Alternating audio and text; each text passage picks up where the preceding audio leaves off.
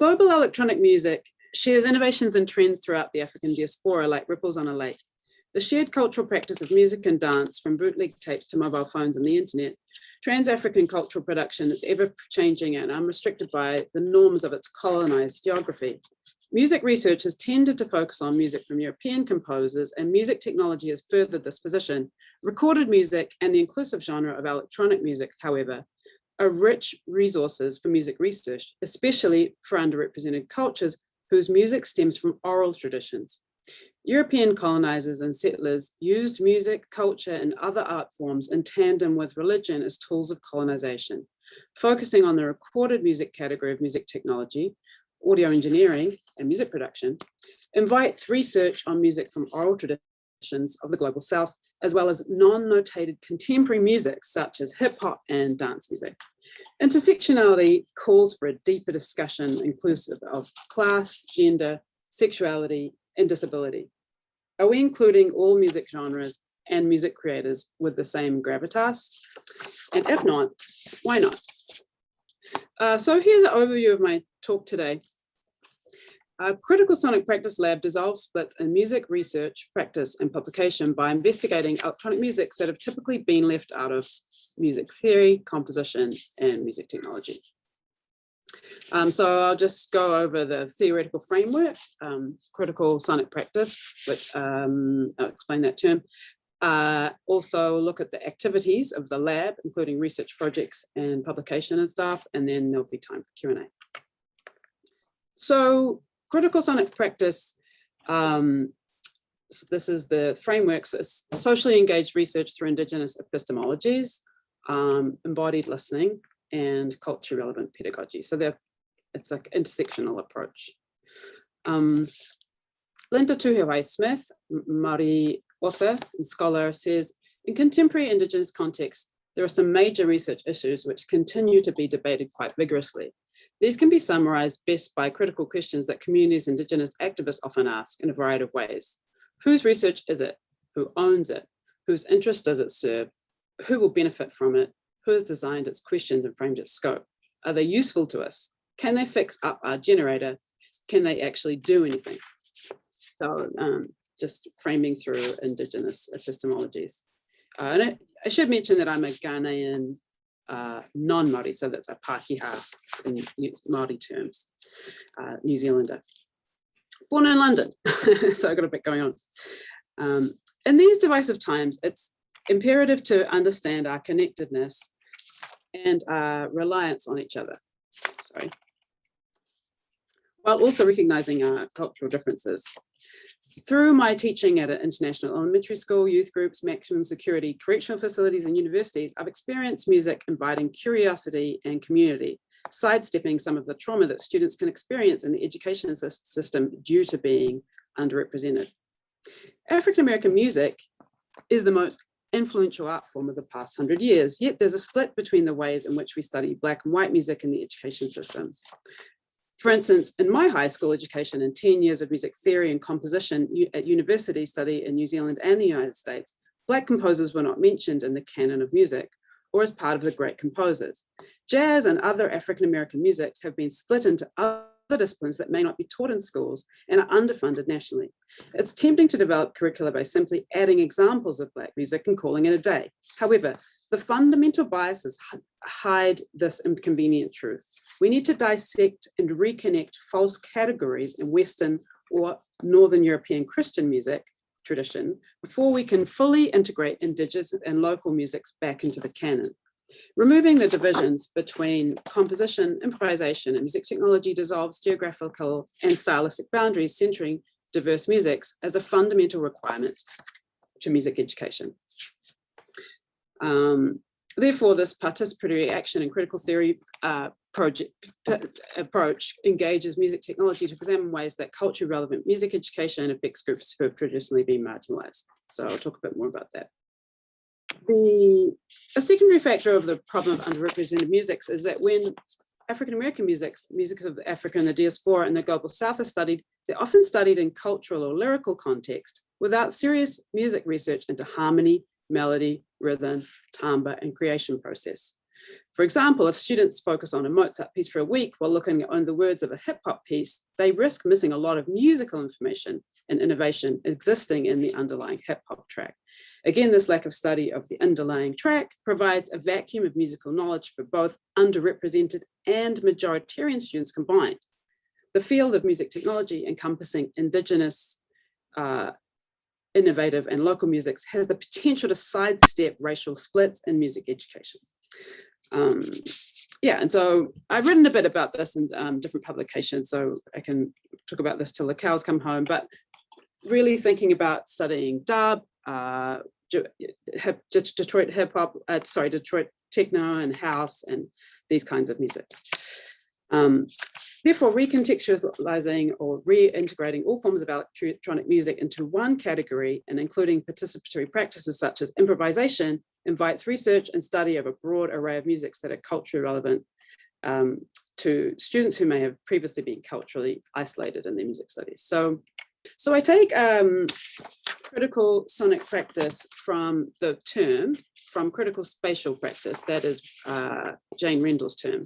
And she says that critical spatial practice is a term which serves to describe both everyday activities and creative practices which seek to resist the dominant social order of global corporate capitalism. So yeah, I expanded Jane Rendell's theory from spatial to a sonic one. In doing this, I wanted to examine musics that were often left out of the repertoire, but were important to people like me. And she looks at public art and architecture and things like that. And so when I coined the phrase critical sonic practice, I'm looking at musics that are typically left out, like dance music, hip hop, these kinds of things.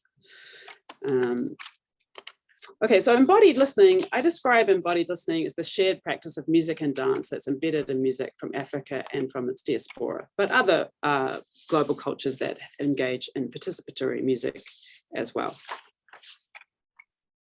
Vijay Iyer, the MacArthur Award winning, and he teaches at Harvard. Yeah, he's a professor at Harvard.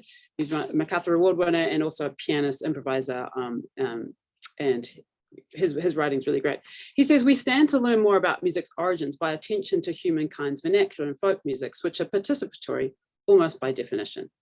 Just as we humans have not evolved very much in the millennia since writing was introduced, we certainly haven't evolved significantly in the century since recordings became popular, or even in the last few centuries since composers started writing for orchestras. And if you haven't checked out his dissertation, it's one of the best pieces of writing I've ever seen about rhythm. So he's a really excellent author as well.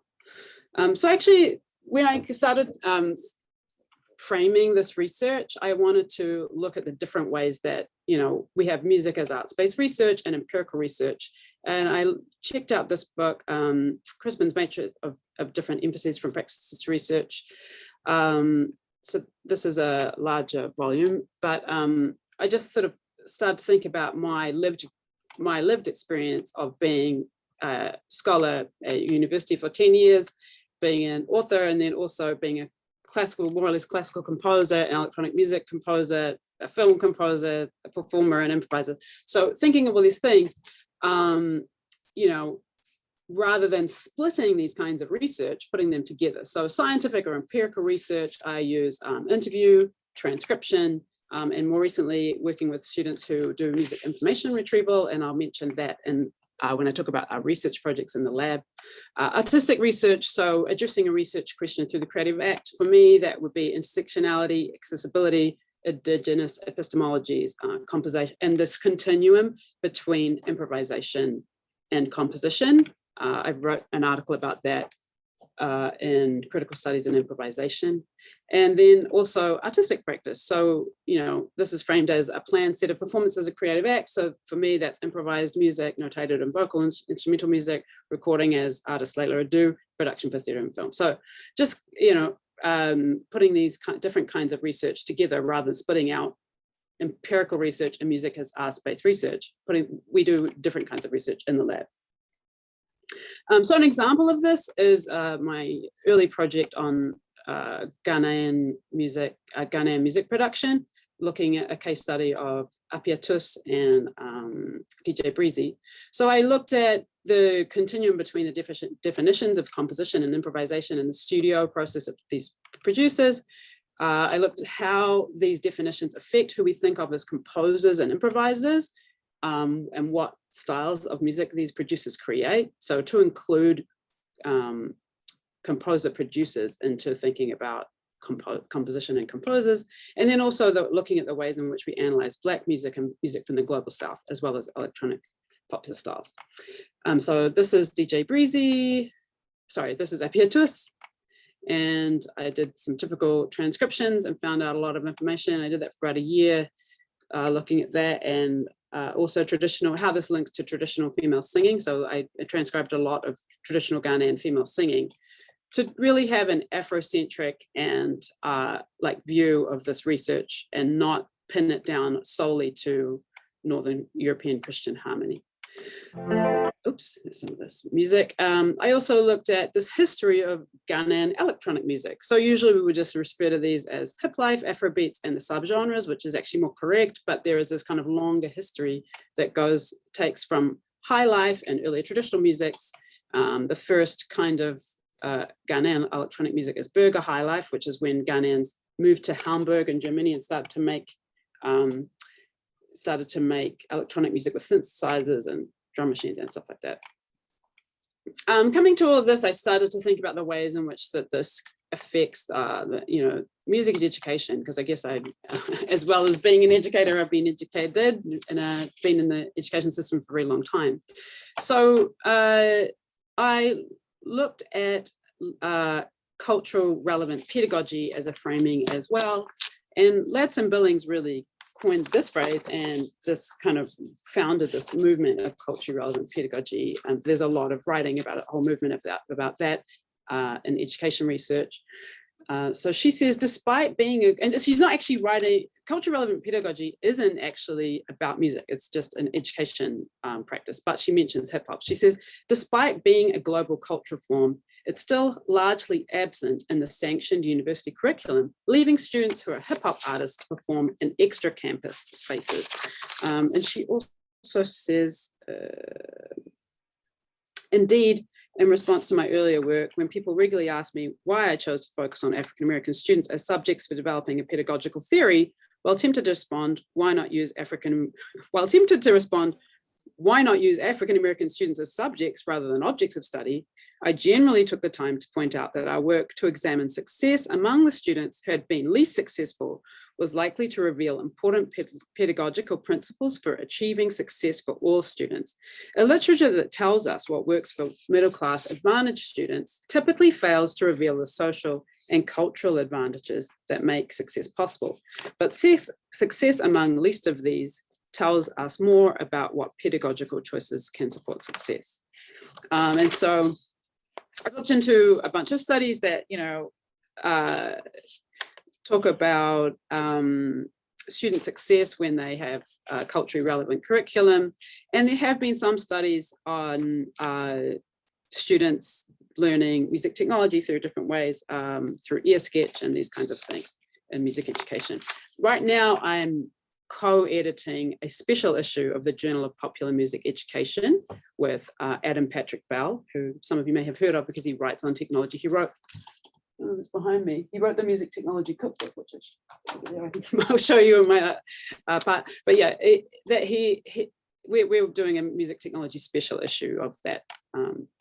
And I brought in a question about decolonizing, so I'm hoping that there'll be some new papers written about that soon.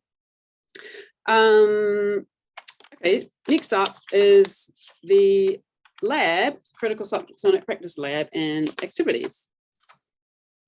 So, Critical Sonic Practice Lab, in 2020, I founded the Critical Sonic Practice Lab. I'm an assistant professor at NYU's Music Technology program in the Music and Performing Arts Professions department. I am affiliated with MARL, our Music and Audio Research Lab, which is a very large research group which mainly focuses on music information retrieval and immersive audio, things like that. And I'm also affiliated with IDM Tandon School's of Engineering's Integrated Design Media Program. And we collaborate with colleagues from Gallatin and Tisch. So you may not know, but NYU has 15 schools, not just one. There's a bunch of different kinds of music ones. And oops, I wanted to show you the people in it, but there's a picture later on. So yeah, so this is the people in the lab. Me, research, I actually have a postdoc that's working with us now as well. So PhD student, master's student. Yeah, there's a few of us. Okay, so the research projects that I've done before and that we're currently doing. So there's Urban Global Electronic Musics. So that was a research trip looking at electronic dance music and sites of listening. So the kinds of places that these musics are listened to in, including public transport, restaurants, and nightclubs. And I published that research in Embodied Listening, Grassroots Governance in Electronic Dance Music Venues in Accra in the book Electronic Cities. We are working on Hui, a Māori soundtrack for VR movement theatre with director Kaisa Paul and Ria Paki, who is a Māori singer and performing artist. So that's using Māori cosmology and waiata, and collaborating with my colleague Paul Geluso for immersive mixing of this VR piece. We're also working on George Lewis's URCAM database, and just cataloging all his works as well. I'm part of CeReNeM and doing the Ghanaian segment of a four-year research insight project that is run by Emmanuel Olivier of ESS, so that's the University of Social Sciences in Paris. And that's 4 different West African countries. We're doing the Ghanaian part, and right now we are doing a project on Ghanaian scales using music information retrieval. And that will be the next stage of the research is interviews to support this research. And I can't really talk about this project too much because we just submitted that to a conference. So it's not published yet, it's late stage research. We also collaborate with NYU's Environmental and Racial Justice Network. And we just received a grant yesterday for a culturally relevant music technology toolkit from funded by NYU's Diversity Innovation Grant. Pedagogy, so for my part, I have begun teaching through, adding Black and Indigenous musics into our advanced computer music composition course. For my section of that, I include like performing and improvisation and that performance tools, which allows me to include many more Black composers, such as Sun Ra. I also began NYU's first global electronic music course, and we have music technology students take that, but also other students take that as well, from Gallatin and Tisch as well. So that's the School of Individualized Study and the Art School. I've had students from those schools as well. And I mentioned the Journal of Popular Music Education special issue. And then finally, the site and symposium. So we have a website. We're going to work on more this summer. We did a symposium last year inviting people from the music industry and scholars such as Michael Veal and Vijay Iyer, who I mentioned before, and artists. And we had an accessible after party. So we had a VJ and it was accessible for disabled people. And I wanted to show you 1 minute of that video. Composers, musicians, music creators, DJs, we've got people representing all kinds of music in the room.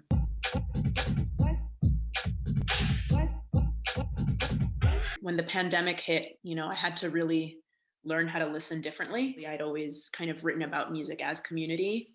And so when you take the social element of performance away, that really changes things. I think the thing that the pandemic did this year is it warped time and space. We can't let the pandemic be the nail in the coffin that convinces us that human connectivity is a bad thing. I hope that just people understand that these connections that we have are really important.